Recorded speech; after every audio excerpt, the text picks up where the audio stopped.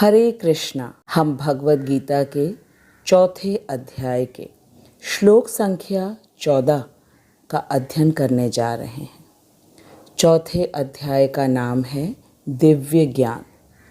और इस अध्याय में अब तक भगवान ने हमें अपने जन्म कर्म की दिव्यता के बारे में बताया और ये भी बताया कि जो व्यक्ति उन्हें जिस भाव से भजता है, भगवान भी उन्हें ठीक उसी भाव के अनुरूप फल प्रदान करते हैं। पिछले श्लोक में भगवान ने बताया कि उन्होंने मानव समाज में 4 वर्ण आश्रम की रचना की, जो कि व्यक्ति के गुण एवं कर्मों के आधार पर है, न कि जन्म के आधार पर।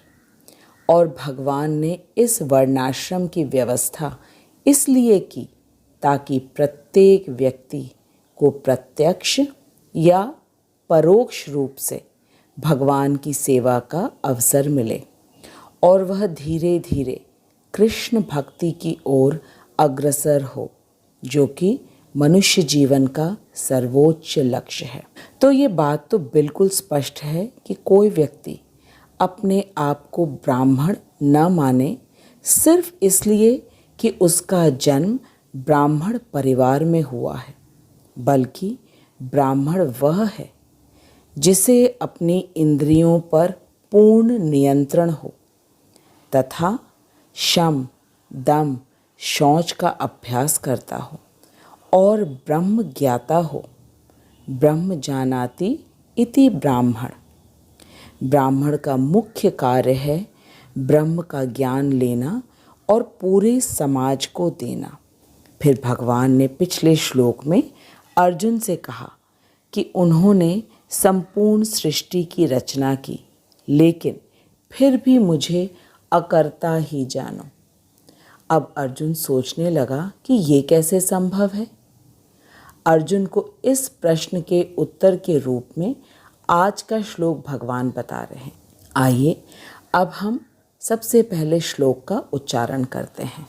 न मां कर्माणि लिम्पन्ति न मे कर्म फले स्पृहा इति मां यो अभिजानाति कर्म भिन्नः न स बध्यते। न मां कर्माणि लिम्पन्ति न मे कर्म फले स्पृहा इति मां यो अभिजानाति कर्मभिः न स बध्यते। न कभी नहीं, माम मुझको, कर्माणि सभी प्रकार के कर्म, लिम्पन्ति प्रभावित करते हैं, न नहीं, मैं मेरी, कर्म फले सकाम कर्म में, स्पृहा महत्वाकांक्षा, इति इस प्रकार, माम मुझको, यह जो अभिजानाति जानता है, कर्म भी ऐसे कर्म के फल से, न कभी नहीं, सह वह, बध्यते बंध पाता है। भगवान अर्जुन से कह रहे हैं कि मुझ पर किसी कर्म का कोई प्रभाव नहीं पड़ता, न ही मैं कर्म फल की कामना करता हूँ। जो मेरे संबंध में इस सत्य को जानता है, वह भी कर्मों के फल के पाश में नहीं बंधता है। भगवान कह रहे हैं, न माम कर्माणि लिम्पन्ति न मे कर्म फले स्पृहा। मुझ पर किसी कर्म का कोई प्रभाव नहीं पड़ता और न ही मैं कर्म फल की कामना करता हूँ। इति माम यो अभिजानाति कर्म भी न स बध्यते। और जो मेरे संबंध में इस सत्य को जानता है, वह भी कर्मों के फल के पाश में नहीं बंधता है। आइए अब हम श्रीला प्रभुपाद के तात्पर्य को पढ़कर इस श्लोक को अच्छी तरह समझते हैं। जगत गुरु श्रीला प्रभुपाद की जय, अनंत कोटि वैष्णवों की जय, सभी आचार्यों की जय। प्रभुपाद कह रहे हैं कि जिस प्रकार इस भौतिक जगत में संविधान के नियम हैं जो यह बताते हैं कि राजा न तो दंडनीय है, न ही किसी राज नियमों के अधीन रहता है। ठीक उसी तरह यद्यपि भगवान इस भौतिक जगत के सृष्टा हैं, किंतु वे भौतिक जगत के कार्यों से प्रभावित नहीं होते। वे सृष्टि करने पर भी इससे पृथक रहते हैं, जबकि जीवात्माएं भौतिक कार्यकलापों के सकाम कर्म फलों में बंधी रहती हैं, क्योंकि उनमें प्राकृतिक साधनों पर प्रभुत्व दिखाने की प्रवृत्ति है। मनुष्य में प्राकृतिक साधनों, जो कुछ भी भौतिक संसार में मिलता है, उस पर प्रभुत्व दिखाने की प्रवृत्ति रहती है। प्रभुपाद कह रहे हैं कि किसी संस्थान का स्वामी कर्मचारियों के अच्छे व बुरे कार्यों के लिए उत्तरदायी नहीं है। कर्मचारी इसके लिए स्वयं उत्तरदायी होते हैं। जीवात्माएं अपने अपने इंद्रिय तृप्ति के कार्यों में लगे रहते हैं, किंतु ये कार्य भगवान द्वारा निर्दिष्ट नहीं होते हैं। भगवान ने ये सृष्टि को बनाया है, तीनों गुणों की सृष्टि को बनाया है, तमोगुण, रजोगुण और सतोगुण। लेकिन भगवान किसी भी व्यक्ति के किसी भी कर्म से लिप्त नहीं होते हैं, या हम ये कहें कि वे उत्तरदायी नहीं हैं। आइए अब इसको हम अच्छी तरह और समझते हैं। भगवान कह रहे हैं, न माम कर्माणि लिम्पन्ति न मे कर्म फले स्पृहा, अर्थात मुझ पर किसी भी कर्म का कोई प्रभाव नहीं पड़ता। और ऐसा इसलिए है क्योंकि भगवान को अपने किसी भी कर्म के फल की कोई कामना नहीं है। इसका अर्थ ये हुआ कि भगवान कह रहे हैं कि जो भी मैं करता हूँ उसका प्रभाव मुझ पर नहीं पड़ता, क्योंकि मुझे कर्म फल में कोई स्पृहा नहीं है। स्पृहा का अर्थ है लालच। इसी अध्याय के श्लोक संख्या 9 में भगवान ने कहा है, जन्म कर्म च मे दिव्यं यो वेत्ति तत्वतः त्यक्त्वा देहं पुनर्जन्म न एति मामेति सो अर्जुन। अर्थात मेरे जन्म और कर्म दोनों ही दिव्य हैं, और जो व्यक्ति इस बात को पूर्ण श्रद्धा से ग्रहण कर लेगा, फिर वह इस मृत्यु लोक के जन्म मृत्यु के झूला में नहीं झूलेगा, अर्थात वह मेरे धाम जो कि गोलोक वृंदावन धाम है, उसमें नित्यवास करेगा। प्रभुपाद हमें समझा रहे हैं कि हमें कभी भी भगवान के जन्म और कर्म को साधारण मनुष्य के जन्म और कर्म से तुलना नहीं करनी चाहिए। और जो व्यक्ति भगवान के जन्म और कर्म को साधारण मनुष्य के समान समझता है, वह निश्चित रूप से इस भवसागर के बंधन में फंसा रहता है। प्रभुपाद बता रहे हैं कि व्यक्ति यदि किसी की मदद करता है या थोड़ा धनवान हो जाता है, तो तुरंत ही वह इस भौतिक जगत में अपना प्रभुत्व दिखाने लगता है।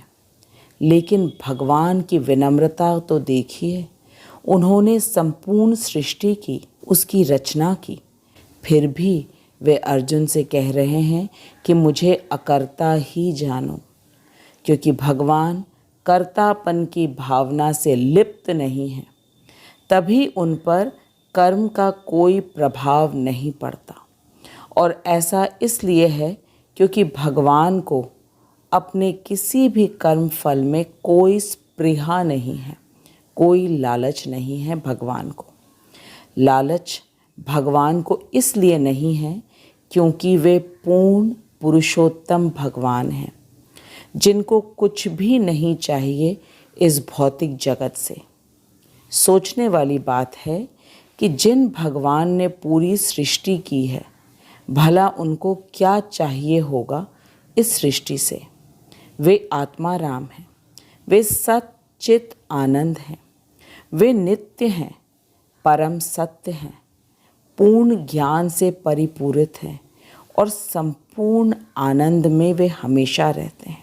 वे हम व्यक्ति की तरह नहीं हैं जो हमेशा अभाव में ही रहते हैं, जिस कारण कर्म करके इस भौतिक जगत के भोग ऐश्वर्य को जुटाने में और यदि थोड़ा धन या बल या सुंदरता या बुद्धि मिल गई तो तुरंत ही अपने आप को स्वामी समझने लगते हैं और दूसरों पर प्रभुत्व जताते हैं।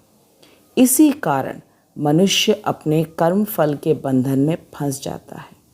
अच्छे कर्म का अच्छा फल और बुरे कर्म का बुरा फल मिलता है व्यक्ति को, लेकिन फल चाहे अच्छा हो या बुरा है तो दोनों ही बंधनकारी। और इसका मुख्य कारण है व्यक्ति का प्रभुत्व जताने की प्रवृत्ति, जो कि भगवान में बिल्कुल भी नहीं है। भगवान ने संपूर्ण सृष्टि की, प्रत्येक जीव को बनाया, फिर चाहे वो पानी वाला जीव हो या उड़ने वाला, रेंगने वाला हो या चार पैरों वाला, या पेड़ पौधे हो या मनुष्य हो। भगवान ने प्रत्येक फूल में अलग अलग सुगंध भरा, प्रत्येक फल में अलग अलग रस भरा। प्रत्येक जीव एक दूसरे से दिखने में भिन्न है। ये सब कुछ भगवान ने किया, लेकिन फिर भी वे कह रहे हैं कि मुझे अकर्ता ही जानो। और ऐसा वे इसलिए कह रहे हैं क्योंकि उनको कुछ भी नहीं चाहिए हमसे और इस जगत से। और हम व्यक्तियों को अपने छोटे छोटे कार्यों के लिए प्रशंसा, प्रसिद्धि अवश्य चाहिए। इसलिए हम कर्म बंधन में फंस जाते हैं और निरंतर जन्म मृत्यु का दुख भोगते हैं। और इस महान दुख से निकलने का मार्ग भी भगवान ने हमें बताया है कि जो व्यक्ति सिर्फ पूर्ण श्रद्धा से इस बात को स्वीकार कर लेगा कि भगवान के जन्म और कर्म दिव्य हैं, वह इस मृत्यु लोक में कभी वापस नहीं आएगा। श्रीला प्रभुपाद हमें बता रहे हैं श्रीमद् भागवतम के 10वें स्कंध 33वें अध्याय के श्लोक नंबर 29 में, तेजिया सामम न दोषाय, तेजिया सामम न दोषाय, अर्थात जो स्वामी है उस पर उसके ही द्वारा बनाए गए नियम लागू नहीं होते। ये कैसे होता है, आइए इसे हम महान भागवत श्री सुखदेव गोस्वामी जी से समझते हैं, जो परीक्षित महाराज को भागवत जी की कथा सुना रहे हैं। परीक्षित महाराज ने सुखदेव गोस्वामी से पूछा कि पर स्त्री के साथ नृत्य करना तो घोर अपराध है और वेद शास्त्र इसकी अनुमति कभी नहीं देते।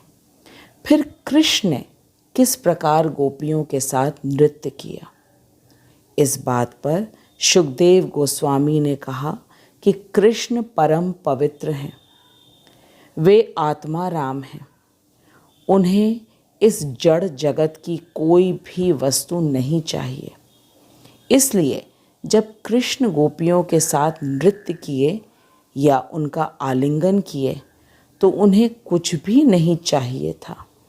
वे तो अपने भक्तों की भक्ति से प्रसन्न होकर उनको प्रसन्नता देने के लिए सब कुछ करते हैं। श्री सुखदेव गोस्वामी कहते हैं कि नृत्य करते करते जैसे ही गोपियों को थोड़ा अभिमान हुआ कि कृष्ण उनके साथ नृत्य कर रहे हैं, तो वे तुरंत ही वहाँ से अंतर्ध्यान हो गए, क्योंकि भगवान को अपने भक्तों में थोड़ा भी अहंकार पसंद नहीं है। भगवान की इस लीला से ये स्पष्ट हो गया कि भगवान को कुछ भी नहीं चाहिए इस जगत से, वरना यदि भगवान को गोपियों का आलिंगन करके आनंद आ रहा था तो वे वहाँ से क्यों अंतर्धान होते। प्रभुपाद कहते हैं कि कृष्ण जब किसी गोपी का आलिंगन करें या किसी गाय बछड़े का या सखाओं का या वृक्षों का आलिंगन करें तो इसमें कोई भी भेद नहीं है। कृष्ण अपने सुख के लिए कुछ भी नहीं करते, बल्कि वे भक्तों की इच्छाओं की पूर्ति करने के लिए उनका आलिंगन करते हैं। इसलिए वे कभी भी अपने किसी कर्म फल से लिप्त नहीं होते और व्यक्ति अपने सुख के लिए करता है, इसलिए वह कर्म फल के बंधन में बंध जाता है।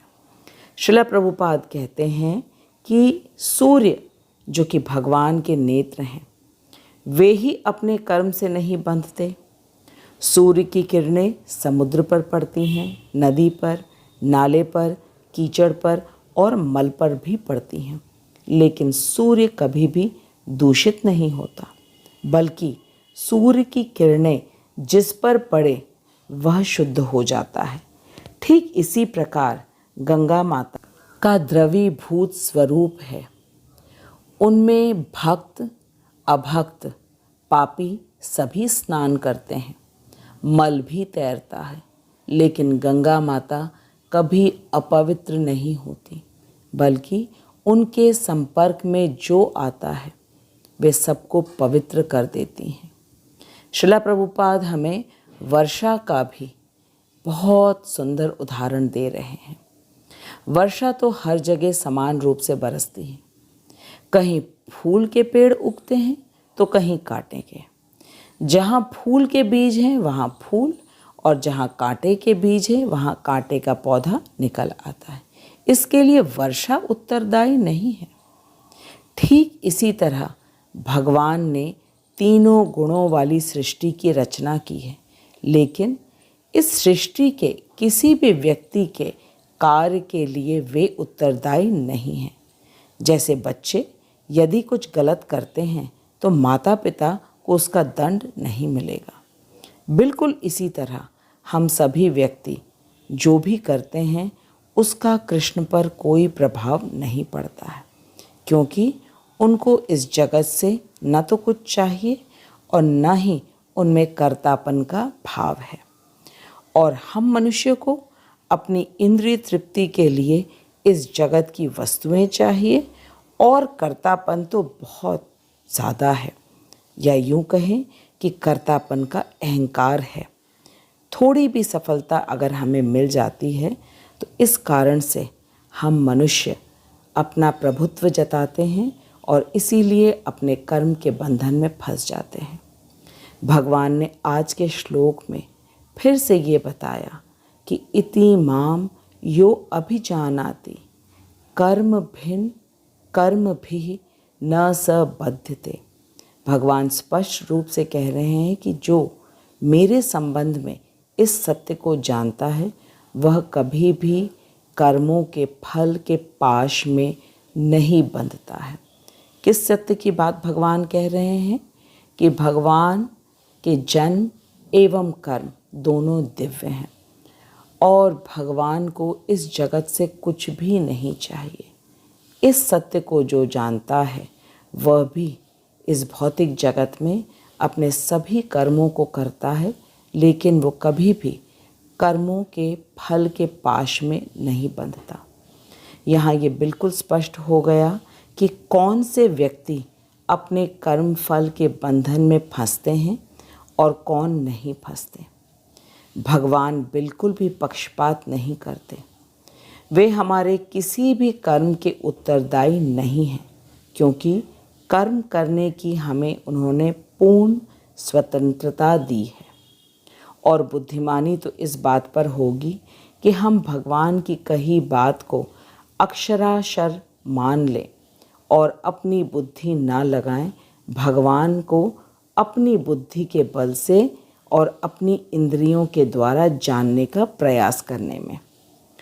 जब भगवान सब कुछ अपने बारे में बता रहे हैं तो हमें भगवत गीता को मानने में कहाँ समस्या आ रही है। समस्या ये है कि हम अहंकारी हैं। हम अपनी बुद्धि, बल और सामर्थ्य के अनुसार भगवान को समझने का प्रयास करते हैं और यही मनुष्य की सबसे बड़ी गलती है। भगवान ने हमारे कर्म बंधन खोलने का मार्ग हमें बता दिया है कि हमें तो सिर्फ भगवान के जन्म और कर्म को दिव्य मानना है। और जो व्यक्ति भगवान के दिव्य स्वभाव को नहीं जानता और ये सोचता है कि भगवान के कार्यकलाप सामान्य व्यक्तियों की तरह कर्म फल के लिए होते हैं तो वे निश्चित रूप से कर्म फलों में बंध जाते हैं। किंतु जो इस परम सत्य को जानता है वह कृष्ण भावनामृत में स्थिर हो जाता है और वह मुक्त जीव है। मुक्त जीव का अर्थ है कर्म बंधन के पाश में वह नहीं फंसता, कर्म फल के पाश में वह नहीं फंसता है। मैं श्रीला प्रभुपाद को और अपने शिक्षा गुरु को दंडवत प्रणाम करती हूँ कि उनकी कृपा से ही हम भगवत गीता के गुह्य ज्ञान को समझ पा रहे हैं। ये हमारे लिए दुर्लभ सुदुर्लभ अवसर है कि हमें मनुष्य जीवन मिला है, भगवत गीता मिली है। श्रीला प्रभुपाद की समान हमें शुद्ध भक्त और जगत गुरु मिले हैं। अब हमें सिर्फ एक कार्य करना है कि पूर्ण श्रद्धा से भगवत गीता को सुनना है और विश्वास करके इसको हमें मान लेना है, तभी हम अपने कर्म बंधन से मुक्त हो सकेंगे। मैं आप सभी का धन्यवाद देती हूँ कि आप बहुत ध्यानपूर्वक और श्रद्धा से भगवत गीता के श्लोकों को सुनते हैं। अब हम अगले सप्ताह मिलेंगे और तब तक आप हरे कृष्ण महामंत्र का जप करिए और अपने जीवन को सफल बनाइए। हरे Krishna Hare Krishna, Krishna Krishna